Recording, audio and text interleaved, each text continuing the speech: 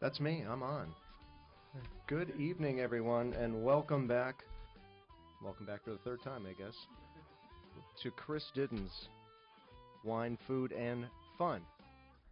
I am not Chris Didden, as you can see, as you could hear. Chris, if you're out there, welcome. Hope you're having fun. Wherever you are. Virginia, I think. On assignment. Much earned free time. My name is Craig Wietzke. I am the owner of Southside Wine and Spirit Shop in beautiful, bustling South Glastonbury, Connecticut. Filling in for Chris Didden, the man, the myth, the legend, as he was referred to last week, I'm sorry. I'm doing my best, Chris, really. Joining me, as always, behind the producer's table is Dave Moore. And to my right, Brian Lee of Black Eyed Sally's. And our guest tonight, the other man, the other myth, the other legend, Dave Rood from Two Fly Wines, which is Chris Didden's importing, distributing company here in Connecticut. I guess I should say exporting company in Australia, importing company here in U.S., and Connecticut distributor. He's all over the place. So tonight, we're going to wing it. What have you got for us tonight? What have we got? Well, in talking to Chris, what we're going to be doing is, since he's trying to not promote his wines during his normal program when he's here, we're going to promote his wines in his absence. Why basically. not? Absolutely, why not? So we've got 4 wines that we're going to be talking about. Well, Dave and I chose them actually, and we feel that's a good representation of what Chris does and his palate and his passion. I'll be talking about that. There's see, there's no pop of the cork. There's no romance in unscrewing a cap. But thank you. Where's the head for Bush beer? Absolutely. So we're going to be trying some of Chris's wines. We've got 2 whites and 2 reds, and we'll be talking a little bit about the history of Chris's company and Two Fly, a little bit about Dave here, and we're taking it from there. We've got Dave and I spoke about these wines earlier today, this week, and we've got a story behind every wine and every producer and every vineyard. So I've got some tidbits of information about Chris that I'll share with the masses. What's the first one in the batter's box here? The first wine is a Sauvignon Blanc. Should we talk about Chris a little bit, or should we just jump right into the wine? Why don't we jump into the wine? Let's let the wine breathe a little. Okay. And you can talk a little about Chris. Okay. While the wine is breathing. And what Dave? Real quick. What do we mean when we're letting it breathe? What is that doing to us? Chris started this company. Can you hear me? A little closer to the mic there. Well, on a trip to Australia about 4.5 years ago. Mm-hmm. He ended up in Adelaide for the wedding, and as a tourist with his family, he went to a region called McLaren Vale. It's a growing region full of wineries. Now, where's McLaren Vale, Dave? It's about half hour south of Adelaide. You got the big Southeast Peninsula in Australia. All the major growing regions are in the Southeast Peninsula, and he wanted to go to McLaren Vale, and he was thrilled with the wines. So we'll continue that later, but Minnow Creek is a winery that he was quite impressed with, and he happened to invite Tony Walker from Minnow Creek Winery to the U.S. last summer. I happened to host him, and just a brilliant fellow, very easy to be around, which most Australians are. And I said, Tony, how big's your vineyard? How big's your winery? And he chuckled, and he says, I don't have one. I said, oh, my goodness. So Tony informs me that his talent was picking wines, picking grapes off the vine, touching, tasting, the tension. He says, that's my talent. And this McLaren Vale is a community of farmers. They all know each other. It's pretty close, what I understand. I've not been there. But he can go to his buddies and say, I want these grapes. Go to his other buddies, I want these grapes. And he gets together some of the finest grapes. And then he goes to another person and says, hey, can I use your winery? Can I use your production facilities? And he hovers over the grapes, and he produces, I believe, just 5 wines and they're all just delicious, and they're not expensive. All Are under. they all whites? Are they mixed bag? He has this tonight is a Sauvignon Blanc, is his only white, I believe. Okay. It's last year's vintage was maybe 93% Sauvignon Blanc, 7% Semillon. Semillon. This year's vintage doesn't mention Semillon, which it doesn't have to. But And that's another white grape. another white grape. And they make a rosé, I believe. They make a full Shiraz, which is beautiful Shiraz, the signature grape of Australia. And the Black Minnow, a blend of 3 different grapes that we've done just terrific with. Chris ends up buying all his wines just about. Okay. He has a market there also. Yeah. But in the 5th wine, I'm not sure. And they're all under the Minnow Creek label, correct? Minnow Creek label. But there is no Minnow Creek property? No, I call him a negotiant. Negotiates everything. Kind of a gypsy. Well, Gypsy Acid Queen? Yeah, right. I'm sorry. I had to make the reference. So to Tony Here Walker. we go again. It's going to be a long night. Here's to Tony Walker, To master Tony Walker. winemaker. Cheers, everyone.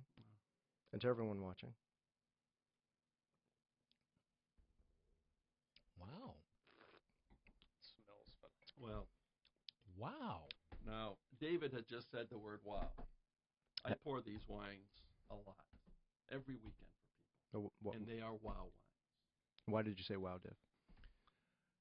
Well, I'm a red drinker for You the are. most part. Okay.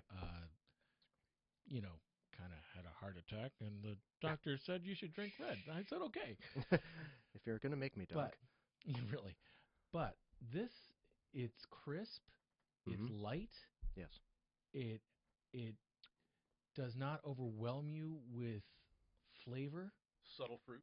but it comes right along, and then the next thing you know, it's like, and you're not tasting any oak. You're tasting fruit. Yes. This is nice. Yes. Now, I gotta laugh. so you've mostly drank reds. Yep. And is this your first foray into whites, or are you coming back into I've whites? had whites before. I've never. I like the body of the reds. I'm not. Of course.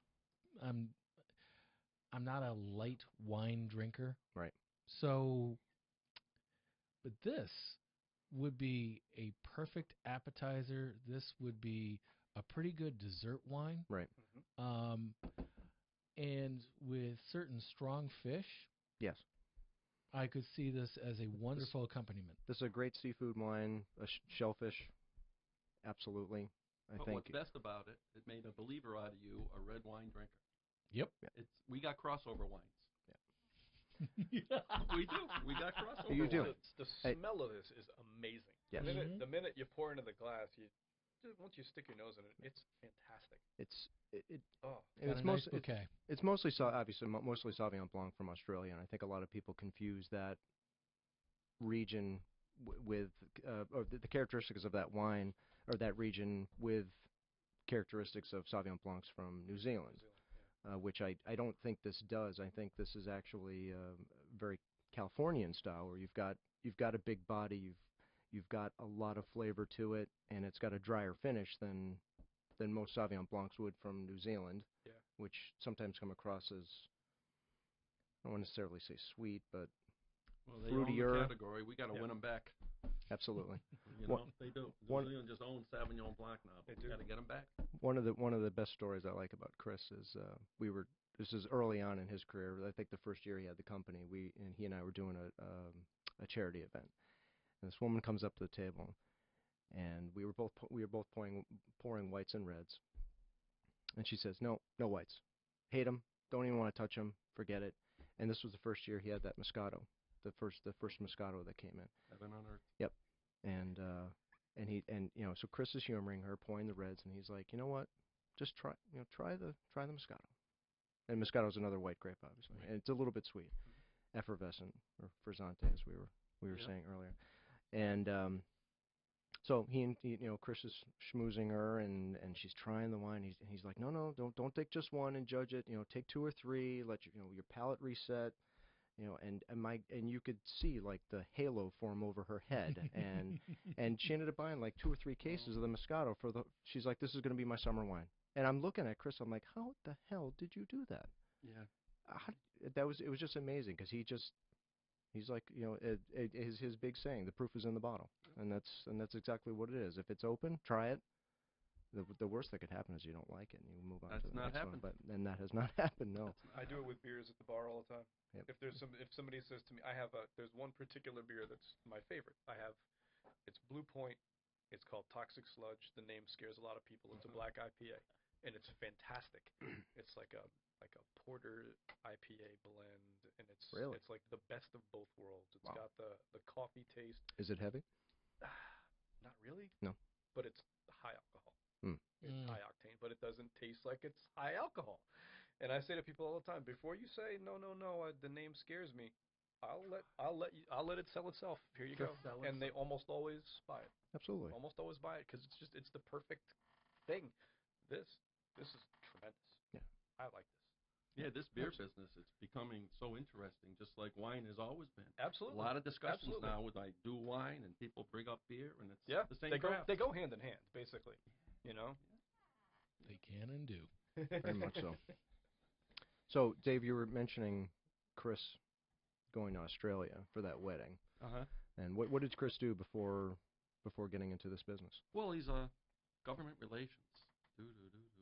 What is that? Government relations. I think lobbying. I forget the company. Healthcare business. Okay.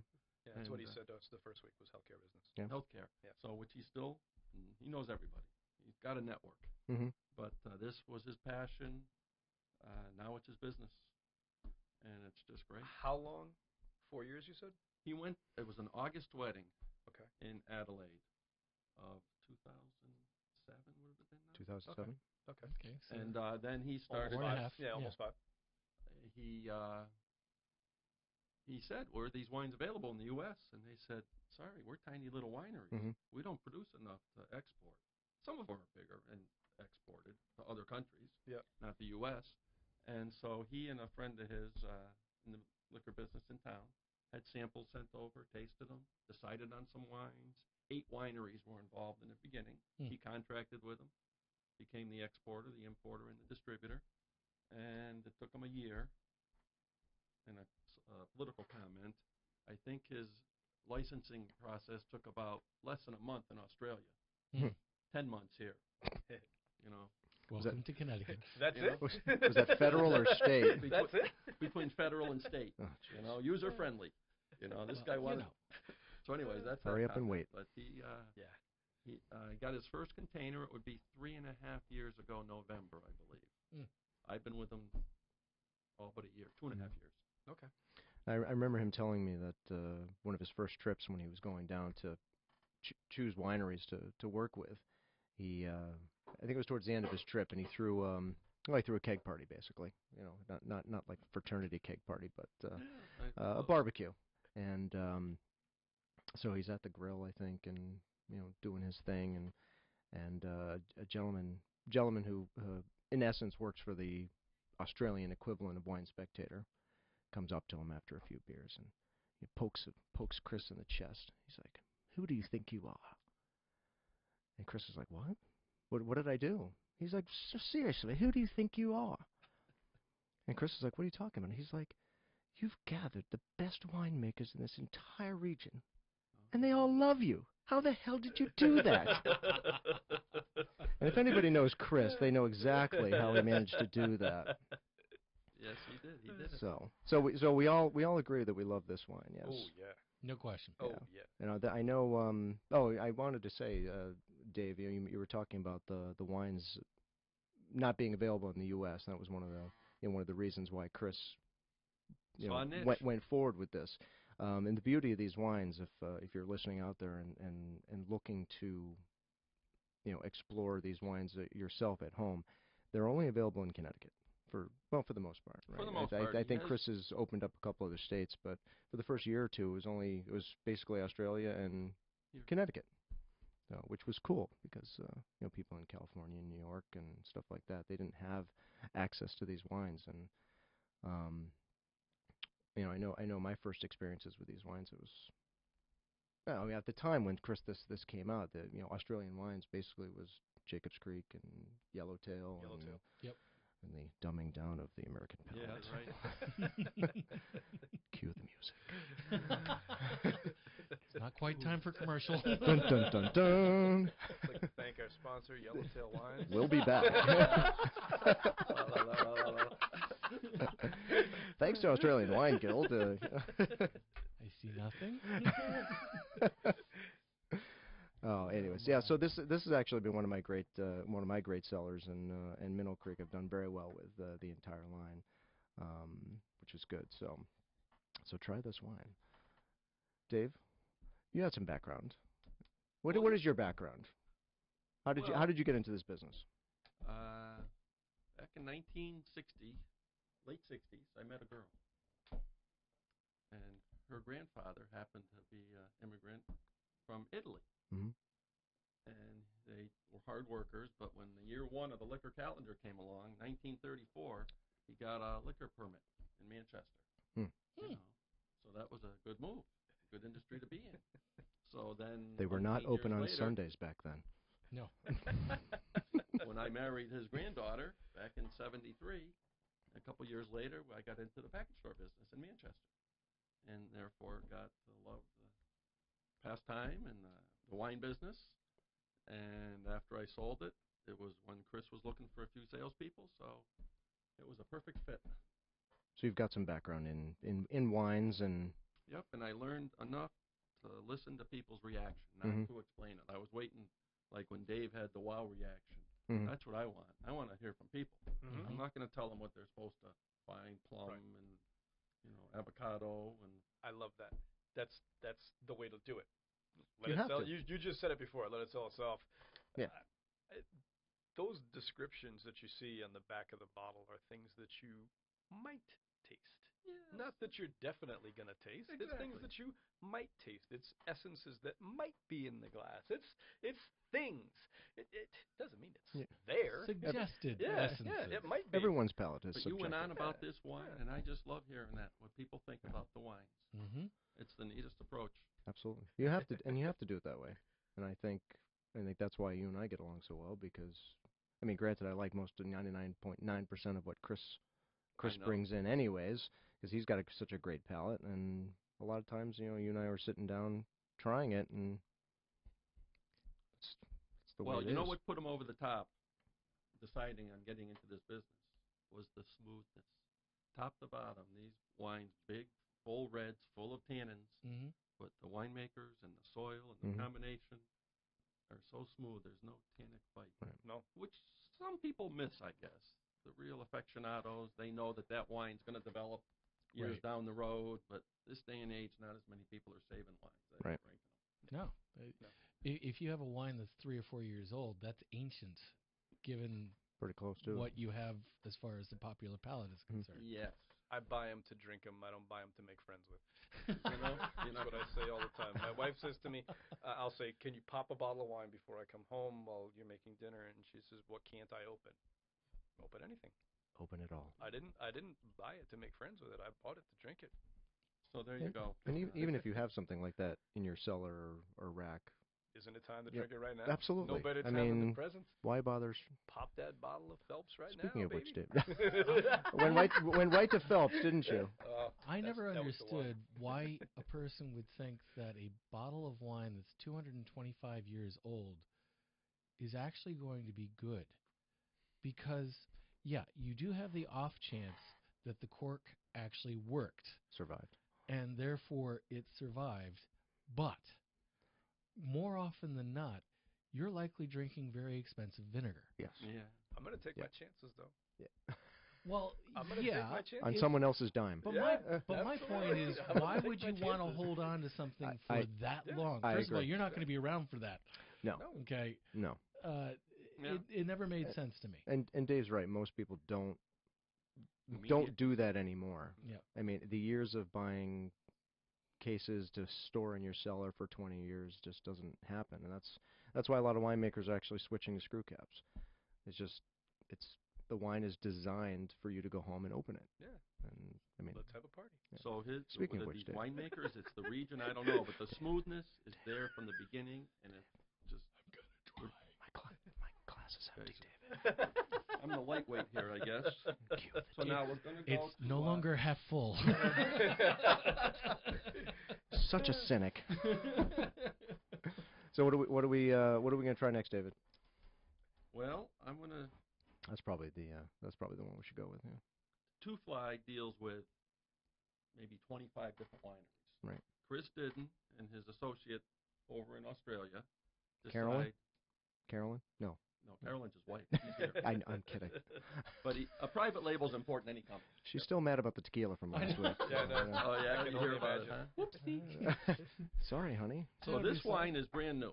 Okay. It just came in. Let me tell you a little bit about No, it. this says two fly on the bottle.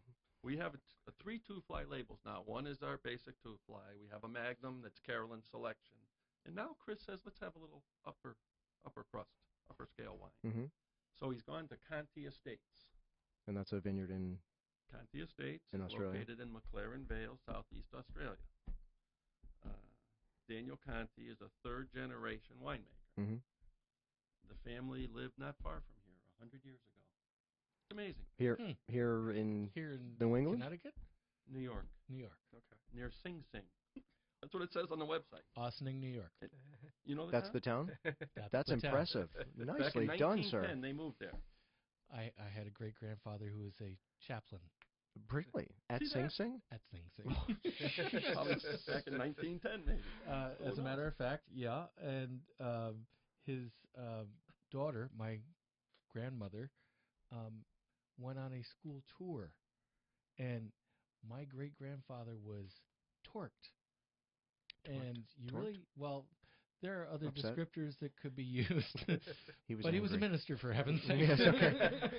So we'll go with torqued. That's the PG version. He was, by the time she was like 12, and she was born in 1901. Wow. So this was 1913. Mm-hmm. They took the 6th grade on a tour of Sing Sing. 6th grade. And they even hit death row. Boy, was my great-grandfather not happy when he heard about this. Upset, Who huh? had a few words with the school about the appropriateness of bringing 12-year-olds Thank you.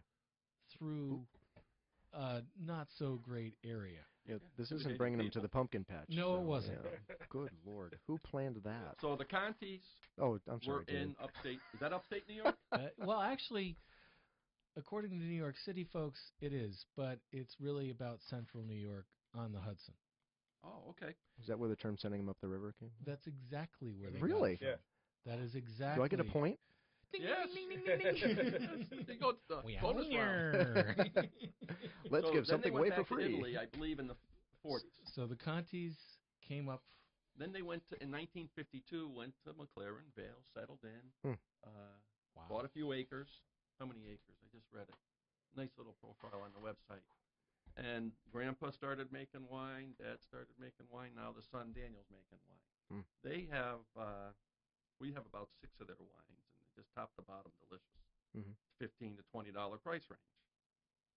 They have other wines available from other vineyards that they own that are higher priced that we haven't imported yet. But they're available there in Australia. Yes. Mhm. Chris Didden has done his magic and asked them, and they've agreed to put some of that grape juice from these nicer wineries into this bottle of Two Fly, which isn't a high-priced wine. It's still under 20. And it's really wowing people. It's a blend of 55 or 60% Cabernet Mm-hmm. and 40% Shiraz. And wow, we're pretty darn happy with it. Do you want to know how happy That I was was a with this? double eyebrow. Yeah. Is that good, David? The first week that he came in, he brought a bottle of this in, Oh, he did. and I said, "Can I buy a case?" So I See? bought a case of it from him There you go. the next week. So what store did you buy it from? I get commission. No, I got it from him. from It's all about the dollar signs, David, isn't it? from a white Mercedes. Oh. White Mercedes package store. You know, the one in Glastonbury. Oh, that's my territory. I'll have to- That's the mobile. That's open Sundays. Oh, yes. 1 out So of 12. that's the 1 out story of of this 12. new tasted it. He also he threw in 2 bottles of the Conti Pinot Noir that we drank one of the other night. Off and, the record. And I should have probably bought a case of the Pinot Noir too because that was The sensational. Conti Pinot Noir? Yeah. That's So- a That great was wine. sensational. Absolutely, it's a great So wine. when we go out selling these wines, that's what we run into, people that just want to buy them. Some stores say, that's too much, I can't sell that, but they all want to buy. It's a nice position to be in. Oh, yeah. It's a nice position to be in, and Chris has done it. Now, this wine smells amazing. Yeah. Dave, you're the Yeah. big one. Yeah. You're the It's big. complicated. It's a complicated bouquet. It is. And It is. I think it's there's a because of the little- blend. Yeah. Yeah. It's making the cilia in my nose crinkle a little. What? The what? The hairs. Thank you. Oh, now you're being silly. Don't be shellfish. No oyster crackers here. But isn't it interesting? And it's not simple, but then There's- again, smooth as There's a silk at lot the end. going. I honestly, I haven't even. Well, I've had it, but not. I haven't even sipped it yet because the nose Wow. is incredible. I love Another the wine. mouthfeel. The minute it Yeah. hits your tongue, I mean, it's Mhm. there. It coats everything. It just tastes great. It's like a little firework. Mhm. Yeah. And but the difference is with a firework, like one of those starbursts, you see it for like 5-10 seconds, and then it's gone. This Right. stays. Yeah. This Well- stays and continues to It's do not going to stay magic. in this glass for very long. No. I promise you that. I'm just saying the taste does not disappear. No, not at all. And that is nice. Yeah. This would go well with one of your heartier meals. Yes, very much A so. fillet Yes. would I go can tell you what, it went very pretty damn nicely. good with a bag of popcorn the other night. It did. With or without butter? Whatever it was, some Orville Redenbacher microwave something, and I really Perfect stopped, pairing. I stopped Only caring Orville. about Orville. I just started caring more about Only Orville is worthy of this. Uh, Absolutely. But reds Wow. do linger on the palate. Mm-hmm. I mean, when I do a tasting, I pour them kind of close together, and it's not right because Right. these wines there's something to them. There's definitely the best of both grapes, I think. Mm-hmm. Oh yeah. I mean, even straight from the nose, I think you start with this overwhelming sense of Cabernet, but then you've got this sort of dark fruit pepperiness that sort of comes in at the end. Mm-hmm. Nicely done, Chris, by the way. Excellent. Now this is definitely one of the heartier wines. You would want to have something substantial to go with it. You don't want to have a lighter, like a chicken. Oh, Chicken would get no. lost. It would get lost. Absolutely. Yeah, it would get lost. Yeah, it is too much flavor. I took Yep. a seasoned, salmon, you buy it, and they give you that packet. Yeah. I did that one night. Man, a Shiraz just was perfect. You did seasoned salmon with this wine? Yes. Really? Oh, delicious. Right, I can see I that. could see It's that. got enough fruit. I could see that. Yep. Blackening. Yeah. Anything blackened would work with this. Yep. I actually think lamb would work with this too. Oh yeah. Lamb, Yep. I think lamb. leg of lamb, Yeah. roasted. If anybody's roasted. taking notes, They should we be have a taking note. lamb wine. It's from the same Conti as Say what? The Gondola. A lamb wine. The Grenache Shiraz blend. It's Yeah. not Oh. bad. Oh, God. Wilbur. So that's part of what I do. I say, now, if you can only buy that jug wine. No, for don't pull the 10, wool 12 over our bucks, eyes, David. Oh. If that's all you can afford, just don't get used to it. Because these are real wines, You Yep. keep drinking those, waiting for them to taste better, and they don't. These you sip on, and they just taste delicious, sip after sip. Now, when I met with you yesterday, we were talking about opening these wines early. When did you open this? And right now, it's about Well, Chris has trained me 8:35. well. I stopped in 3 stores in Manchester on the way over here and sipped it with him and sold 2 cases that I will get credit for. Speaking of selling, we're gonna have to take a little break. Of course. Yeah, there we go. So that we can actually do a little selling ourselves. I will handle the live read. Why? Because I You have want me the to do the cards. other one? No, that's okay. Oh, you got them? Okay. Yep. We are sponsored in part by our friends at Deepwater Seafood of Avon, just for the halibut. Farmington Valley's freshest seafood. They will work with you in your schedule. Call ahead at 860-676-9657 or fax. There we go. Or fax at 860-677-2281. Deepwater will set aside your order for pickup after work, Monday through Friday, 10 a.m. to 6:30 p.m., Saturdays, 10 a.m. to 5 p.m. Sea scallops, fresh oysters, fish and chips, soup, bisques, chowders, having a party, paella for 12 and a salad is all you need. Made with spicy chicken, andouille sausage, scallops, shrimp, and halibut. Deepwater Seafood of Avon, just for the halibut.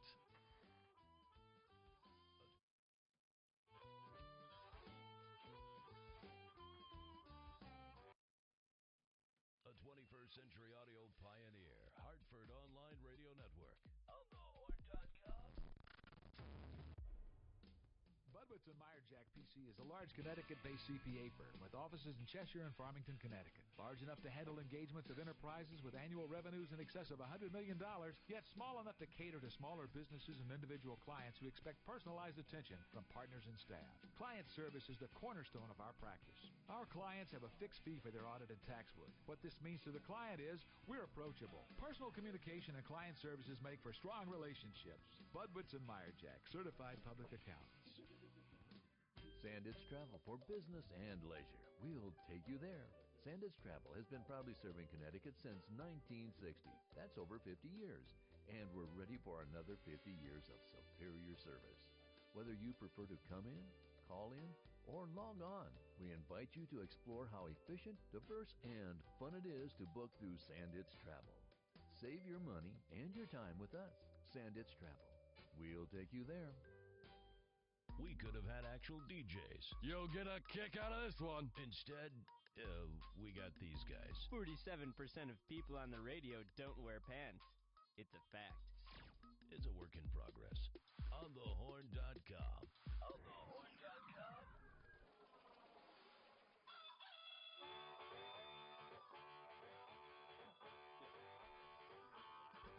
And we're back. Thank you, Dave. Real quick, so the silver minnow that we were talking about earlier, that retails for about $19, $20. Under 20, yep. Under 20. 20. And then the two fly blend, which is actually a Conti Estate wine, Yes. under the two fly label, is again under 20. Mm-hmm. I know Chris. May I talk about an event coming up? Real quick. By all means. Thank you, sir. Friday night, April. That's not the right date. Is it April 27th? It is April 27th. I'm sorry. Yes, it is. Friday, April 27th, from 6 to 10 at Glastonbury Hills Country Club, which is Country Club Road in South Glastonbury. The Glastonbury Rotary Club will be doing a wine tasting and auction, and featured are Two Fly Wines at every table. They are the sponsor in collaboration with Buck's Corners, O'Reilly's One Stop, Sonoma, and myself, Southside Wine Spirits. You can come and try all of Chris's, a good percentage of. There's one wine missing. One wine missing. Okay. A good percentage of Two Fly wines and wines that have been picked by Chris to bring into Connecticut. Let's see, what is the? They're benefiting the scholarship fund.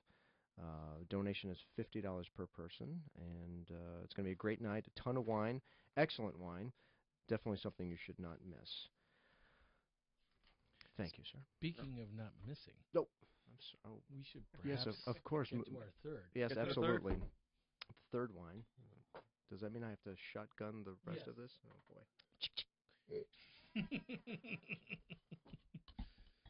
I hate when that happens. Damn it. Stop forcing me to drink. So tell us a little bit about what you got there. Well, another winery that Chris Didden first got involved with is called Three Associates. McLaren Vale, Three Associates. And that's one of his flagship vineyards, if I remember correctly. They have received some of the best ratings, and Shiraz. This is the Shiraz. Shiraz is the signature grape, I would say, of Australia. Mm-hmm. And the story behind one of the wines from Three Associates. Do I have a picture? You probably can't focus in on it, but there's a winemaker. Actually, you want to right there. There's a winemaker in the vineyard. He comes out, and he's been dealing with these grapes, and his hands are stained. They're just Nice. purple. And Yep. somebody says, "Wow, looks like That's you've been in Shane. a fight." That's Shane, correct, in the picture? That is Shine Harris, yes. If I But it remember wasn't at correctly. that And time. Chris? It was earlier. And he says, "Looks like you've been in a fight with a squid." Well, the name stuck. We have a signature wine called Squid Ink. And it's apt. It fits. It's deep and luscious. And this vineyard has a giant squid ink. They make it at a certain level with certain humidity limits and water containment. And then it comes down to the squid ink. Tonight, we're trying the third tier, the descendant of squid ink. See, they have fun with their names. They don't take this business too serious in Australia. They know it's fun, and let's make some good wine and drink it. Sort of a K Shiraz. Oh, Hey, jeez. Shiraz. Can I use that? You're killing me over there. I'll give you credit. I'll tell them where I got it. That's terrific. Was that a movie? So that's how the squid ink got its name. Yep. It was popular wine. It's a high price, not high, 30 to 35 in most stores. Okay. And that's 100% Shiraz. yes. And Descendant is 100% Shiraz. Yes. And Giant Squid Ink is 100% Shiraz. And Giant Squid Ink The challenge was to make the perfect wine, and I believe they only made it a couple years or 1 year, and it did get a very high rating, 98, 99. Wow. They set out to make a perfect wine. Right. And they just about did. Nice. And we're just about out of the Giant. We're out of Squid, and because of the value of the dollar, we're not bringing it in. Oh, No matter how good, you can't sell it for $60 when you Right. sold it for 35. Right. So we're holding on that. And that's the regular Squid Ink. The regular Correct. Squid Ink. Okay. But the Descendant, I've been, in order to do this tonight, I've been canvassing our palates around the office. And some people really prefer this because it's, I don't know. More approachable, perhaps? Well, Perhaps. let's pour it and see. Yeah, enough talk. Go to it, Dave. Do it. Stop talking. The Descendant of Squid Ink. Now, David, back to the... Thank you, if we could, maybe make an equivalent comparison. So you would say that, say Descendant is say equivalent to a California Cab, and then Squid Ink would be I can't help you Special there, Reserve, and then the Giant Squid Ink would be a reserve, equivalent to a Reserve Cab, perhaps, from California? Method, I don't know. Well, no, Probably. just in level-wise. Boy, I don't know. Now, are they making Giant Squid Ink anymore? I don't think so. That was one attempt. I know Chris there's has maybe all that's left. He loves to say that. I have all this that left on the planet. That's none it. left on the And planet. It's kind of neat, isn't it, to be able to say that? You do know Chris. He doesn't have a Yeah. cellar, he has a warehouse. And I have the last of this on the planet. Do you have the key? I have the key. You know, you say warehouse, and all of a sudden I flash to Indiana Jones. You see pushing the ark being put away into I this know, huh? into the long- Smithsonian. Yeah, exactly. That is what his basement looks like. Well, he said to me 2 weeks ago, we were talking about doing last week's show, and he's like, I don't know if I want to do bourbons or if I want to do tequilas or what I'm going to do. Right. And I said, oh, okay. I'm like, well, do you have any, history with bourbons? He's like, nope, I've never had one in my life. What? Such a It's like- terrible liar. That's what he said. I've never had one in my life. I'm like, really? He's like, nope. A few years ago, I had never had scotch, and I went out and I bought 58 bottles of scotch, and That's a good story, I huh? had 2 glasses of scotch every night for 58 days. One on the rocks and one neat. That's thorough. Wow. Bring in 58 bottles of bourbon. Let's go, baby. Oh my God. And you could now. Bring You it know, in. Let's go. Then some of our friends from the local constabulary will be hanging out on, I know, New huh? London Turnpike. That means we have people listening. I love it. Man with a hat, You get a reaction. sidearm. Yeah, no, blue and red lights. So yeah, he's thorough with scotches. And Oh, that's nice. He's got to work. He's got to work into bourbons, Okay. and I'll certainly be here with him, because I don't mind those either. This We will help him. very interesting. And you've had it after another very interesting wine. I know. Did you See? taste or did you just smell? I tasted, Oh, okay. and I smelled first, and Big I difference. have to Oh say my God, that the bouquet was as strong as the other. but definitely a subtle difference in that this was fruitier. Full Shiraz, Yep. known for its fruitiness. Yep. I'm getting And the other getting a one was little 60. bit bigger, a bigger bouquet, a bigger nose than the last one. Mm-hmm. See, Shiraz isn't for everybody. I do enough tastings where people say, "Oh no," but if you like Shiraz, you'll love it. Should have bought a case of this too. Isn't it special? Southside Wines, 860-633-2763. Yep. Oh my goodness. And look at that. Wow. You're just enjoying the aroma. Yeah. Oh, I I took a haven't little. even tried I just it. took a little sip. But when somebody says, It's "Oh, that's tasty. $25," I say, "Yeah, but it's gonna last. You're Right. gonna keep pouring. The You're gonna amazing, sip it, and it's gonna last through the whole meal." the amazing thing is that this is the entry level Shiraz Mm-hmm. for them. For 3 or Now, 4. with this one, you could easily pair this with an appetizer because of the fruitiness. It can be an offset for whatever you're having as an appetizer. Mm-hmm. But it also has enough legs to stand with an entree. It really could hold its own, Yeah. but not with the heavier meats. For instance, I would not pair this with a lamb. No? Lamb's got more oil to it, Yeah, more fat. and this would not hold up well with an oilier meat. Okay. But with a Not enough acidity. no. Okay. But with a sirloin, Mm-hmm. this would go really well. Depends on how seasoned the sirloin is. Okay. But if you're talking about just like salt and pepper, then this would really pair nicely. Yep. Some butter. Shiraz is known for its pepper, its spiciness. Do you Mhm. taste that? Yes. Yes. Although it's not overbearing. It's, "Hi, I'm here. Just passing by." Well, as a rule, I taste these last Yeah. for Smile that and wave. lingering effect, but this one doesn't linger too long. No, not at all. Okay. But I Every- like that. I like that. It seems to almost have a perhaps a fatter,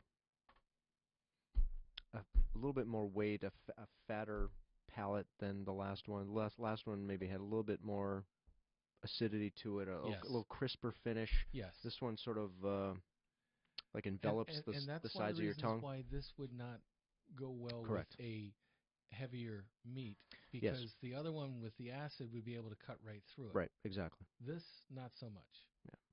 But That's great. it is. It is amazing. This is like the second Shiraz that I've had in my life. What was the first? A Like good one? 5 years ago. And no, it wasn't that good. And it's one of the reasons why I didn't have None it. of them were good 5 years ago. No. Well, Thanks to our sponsor again. Yellowtail wine. Have a good day. Yellowtail, Australian for wine.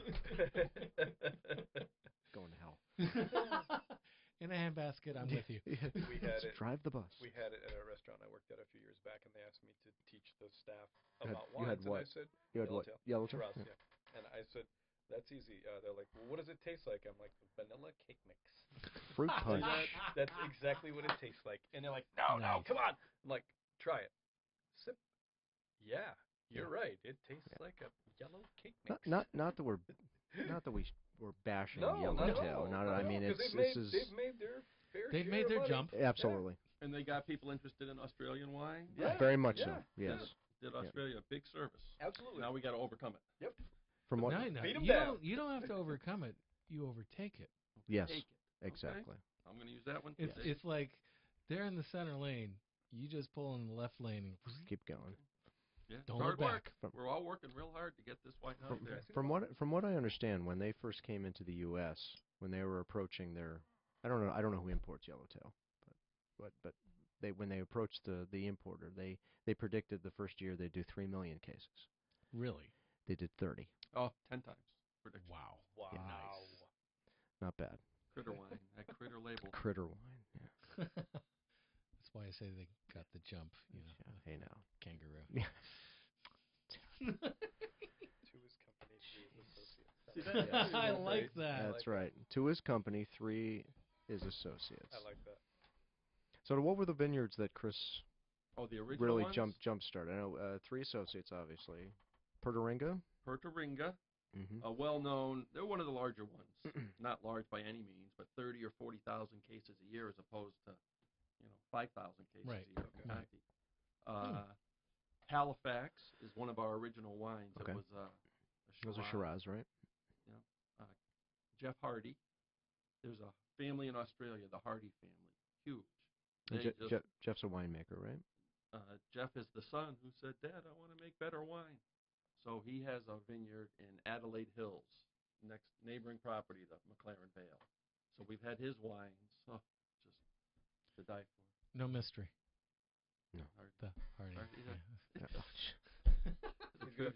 Does he have a brother?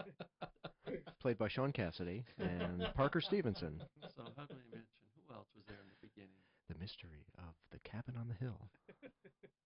But we haven't done business with all of them over again. Okay. When you're new, you weed through and you decide what price point and quality of wine. Quality, yeah. And we got them, huh? What surprises me is that you've got an awful lot of ocean to cover to make it to the United States. Mm-hmm. And if I understand things correctly, they like to put them on ships. They don't fly them. That is correct. So these guys are holding up really well, given what they have to do to get here. Well, I'll tell you the process. A ship leaves Australia, 40 days later gets to Philadelphia. Now, not to interrupt you, I'm sorry. Do they all come into the East Coast, or do some come into the West Coast, and then they're trained or trucked across? A couple of pallets. He deals in containers. Pallets are more expensive than dealing a whole container, 1,100 cases to a truckload, a container load. And they get to Philadelphia about 40 days, then another week or for customs, whatever. Right. Then they get here a week after that. And sure enough, if we open Conti Pinot Noir 2008, you open it, nothing. No aroma, no flavor. And what do they call that? Tight. Oh, is there a term that is? That's what we call it. And is it a bottle shock? Then we'll sip it. Then we'll shake it, and it'll open up a little. Took that wine 5 weeks to become the wine it should be. Right, You've had it. Yeah. You had the next vintage, which wasn't tight at all. We opened it. It was just about right. So travel does affect the wine. Yes. So it's has to calm down. Not all. You can't tell. That's why we open them and taste them. Whites usually are okay. Right. But the reds, Well, let's look at it this way. The reds, you've got the tannin. You've got, shall we say, additives that can get shaken up an awful lot. Yeah. Whereas with the whites, it's basically just the liquid. The liquid, the juice. Just hanging. So I can understand how the reds would have a little bit of a harder time faring through. But once you let them settle down a little bit, it's all good. 40 days on the ocean is a long time. That's a long time. Especially in a container. Yep. We lost one. There's a winery we deal with, Woodstock. We haven't actually gotten any of their wines, I don't believe. We had a container sunk off. Seriously? Cape of South Africa. It's Woodstock's my territory, so I was counting on that load of wine. Made in Connecticut. Oh, it never happened. I was going to say, at least it wasn't like, put on the Concordia. But anyways. No, it wasn't. Didn't quite make it. They could have recovered that. So we did lose one to the bottom of the ocean. Wow. Right now, the Great Whites are having a great old time off South Africa. Love that wine from Aussie. One of the stories Chris likes to tell is one of the trips that he was down there. He was at the beach, obviously at the bar, and the local lifeguarding troop, I guess, was training. So they came up to him at the bar and said, "Hey, you want to help us, on one of our exercises?" And Chris is like, "Yeah, sure. What the hell?" So he goes out in their boat. Did he ask them what the exercise entailed? No. I think maybe they offered him a free beer afterwards or something like that. We're going to put you in with the sharks now. Yeah, well, we're getting there actually. So they roll him out. And they're like, "Get out." And Chris is like, "What?" He's like, "Jump out." Do I get a flotational device? No. So Chris jumps into the water, and they row away. No. So Chris is hanging out. So that one of the lead guys gets on his bullhorn. He's like, "Stop moving." And Chris is like, "What?" "Stop treading water." So all of a sudden they come flying out of nowhere. They grab him by the arm, flip him into the boat, and as he looks back, he sees What was this all about? they were shark rescue training. So he could see the shadows underneath him. I would have circling. needed Yes. new shorts. Yeah. I think. Well, Needless the good thing to is say, you were in the water, so nobody would have known. needless to say, Chris Shark repellent. Chris started his experience on tequila that afternoon at the bar. Yeah, 58 bottles of tequila on the wall. So I don't think he had the Mayan there with him, though. That was a no, sad thing. no. I think Adelaide Bay is what, the shark capital of the world. Yeah, it's not for the faint-hearted. No, not you at don't. all. As a matter of fact, scuba divers are less likely to be attacked than our swimmers because the sharks key on surface, and if you're flailing around, you're acting like something that's been injured. Food or dinner. Good day, mate. Or a wine exporter. I believe you're my next entree. And he's got a case of whatever your Woodstock was down there with him, so he's looking for a Came swimmer. through on the old, Not a lot of Couple on the tannins in this Barbie. American. Good thing you didn't have that black suit on. Tastes like bourbon. Wow. Very nice. So that Very this. nice. Oh, and we opened up. You mentioned you opened up the Two Fly Cab Shiraz early. About What? 6 o'clock. And when was the Three Associates Same send time. it open? Sold a case of that too. Nicely done. Yes.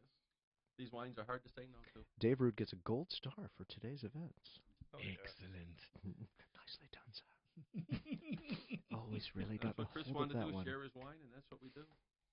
Every chance we get. And thank God he's got a great palate. I tell you. Oh my God. I'm actually growing in awe over Chris's palate because in the 4 weeks that this show has been on, I have been introduced to 4 different varied alcohols.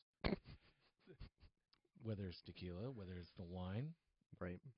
And I'm amazed. This guy has a great sense of taste. Yeah. And the nose is part of it. Yeah, I get that. It's all the olfactory stuff. It's well developed. He's a lot of fun to be around with. Absolutely. And I think we touched upon it earlier is the passion that he had. I mean that's what all this started on. You go to Australia for a wedding. You get enamored by the wines, and then you get pissed off because you can't get them. Yeah, details. Small detail. One of the things that we need to touch upon very briefly is we are dealing with a scheduling change of sorts. Yes, sir. Next week.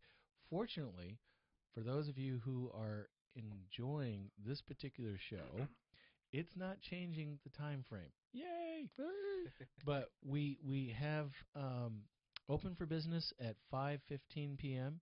We have On the Horn. That'll be Brian Parker's own show at 6:15.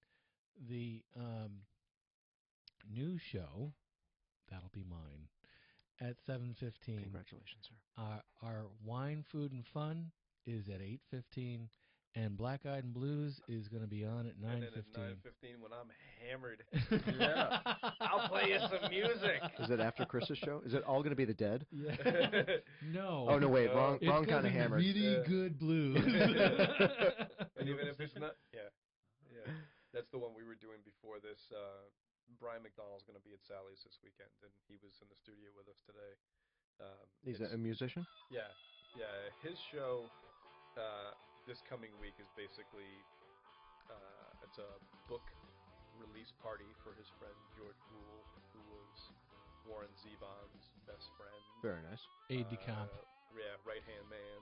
Very cool. So they're all going to be down at, everybody who was important to Warren is going to be down at Sally's on Friday. Wow, So this coming Friday? It's going to be a lot of fun. It's going to be more than just a tribute to Warren Zevon, but there's going to be a lot. There'll be a lot of Warren. Zevon. Yeah, That's there'll be a lot of tremendous. Warren. And so And Very cool.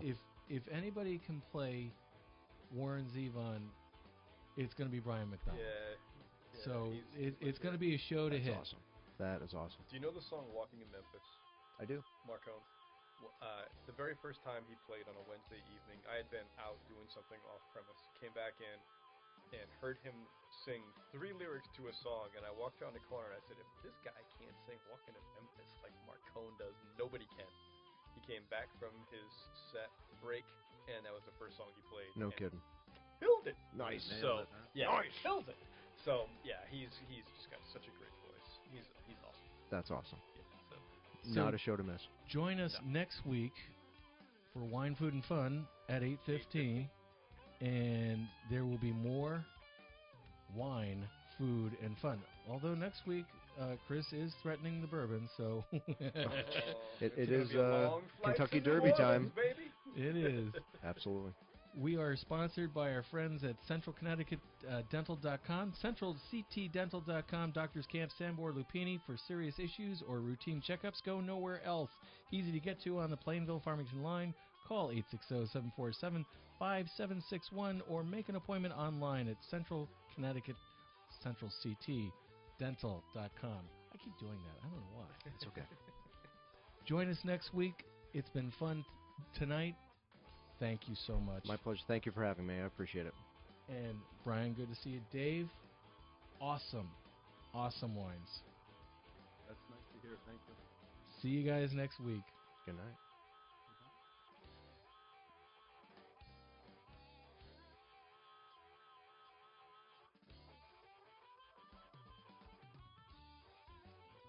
This is the Hartford Online Radio Network.